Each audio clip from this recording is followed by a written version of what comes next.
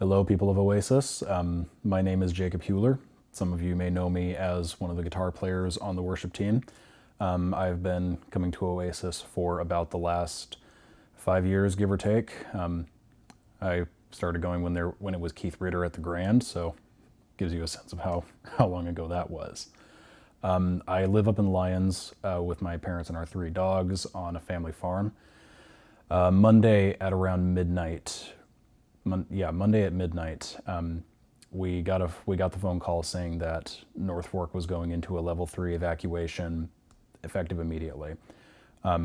So we raced to get all of our stuff out, and we all we saw was the smoke, and we knew it was windy outside. We knew there were fires in the vicinity, but in a matter of an hour, there were cars and houses on fire all throughout Lyons, and it was a mess. My dad's a firefighter, and he joined the fire crew for a couple of hours, and after about 6 or 7 hours on shift with them, most of the town of Lyons was completely engulfed in flames. Gates and Mill City were even worse, and Mahama got pretty bad as well. It was a mess. We ended up going out to my family, some of my family's house in Dallas, just to kind of regroup and everything after my dad got off duty for that evening. And when he was out in the fire truck, he told us that the property was basically gone.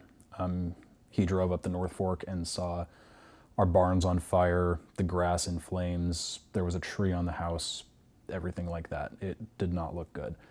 And we spent the rest of that day thinking that everything was lost. Come to find out the next morning, we get a text from a friend of my mom's that says, "Your house is still standing." We had to drive up there that morning immediately and see it for ourselves. And the grass around, the fields around our house is completely torched. The barns are flattened, nowhere to be seen. The house is perfectly fine. A tree did fall on it, so there's some cosmetic damage, but the fire didn't get anywhere near it, which was incredible. Yeah, so that happened. We got a chance to drive through bits and pieces of Lyons and see a bit more of what had happened, and something I did find kind of interesting because of how quickly this fire moved. The property has been for sale for about a year now, and because of how quickly it moved, the fire didn't take everything around the property. It burned the grass to a crisp, but it kept the real estate sign. So if you're looking for a smoking hot deal on some property, I've got an idea for you. Sorry, I couldn't resist. But yeah, it's not great out there by any means, but it's also not as terrible as social media will make it out to be, and there's still a great deal of hope out there, which I'm incredibly grateful for. I was very surprised to see how many houses were still standing and hear about how many houses and businesses were still up. That was a huge relief for myself and for everybody else I know that lives in the area. I mean, my house is fine. I have a couple of neighbors along the river whose houses are fine.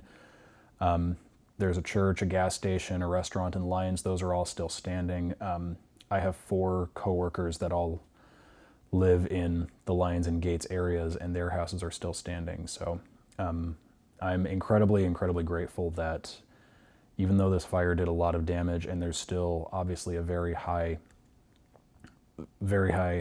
danger out there, I'm incredibly grateful that we have a God watching over us and keeping everybody safe, and I'm grateful to the fire crews, the National Guard, all first responders out there who took time out of their already hectic lives to help combat this. As far as I've heard from a lot of people asking, what can we do for you guys? How can we pray for you guys? One of the big things that you can do is definitely pray for first responders of all types. The firefighters that are out actually fighting these fires, the paramedics, the EMTs, the police officers and sheriffs, everybody out there who is still boots on the ground dealing with this. My dad's up there with the fire crew right now as I record this. So prayers for all first responders would be greatly appreciated. As for ways to help, things to donate, I know there's still a list of things that people at the fairgrounds that were evacuated need. I haven't kept up exactly on what that list is, to be honest with you, but it's a pretty easy list to find if you just browse Facebook for 5 minutes. I also know that the Santiam Memorial Hospital in Staten recently established the Santiam Canyon Wildfire Relief Fund, and that's ways to donate to that. There's a couple of drop-off sites in Staten, and there should be a donation portal online by now. But that's, if you're considering monetary donations of any kind, that's one place to go. So I'm just really, really grateful that we are safe, that my parents and my dogs are safe, and I'm grateful that I have a lot of friends and family that, despite the devastation, made it out safe.